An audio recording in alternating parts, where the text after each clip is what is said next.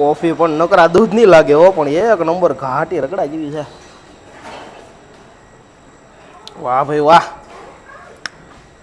તું અહીંયા અને એ હાથમાં કોફી.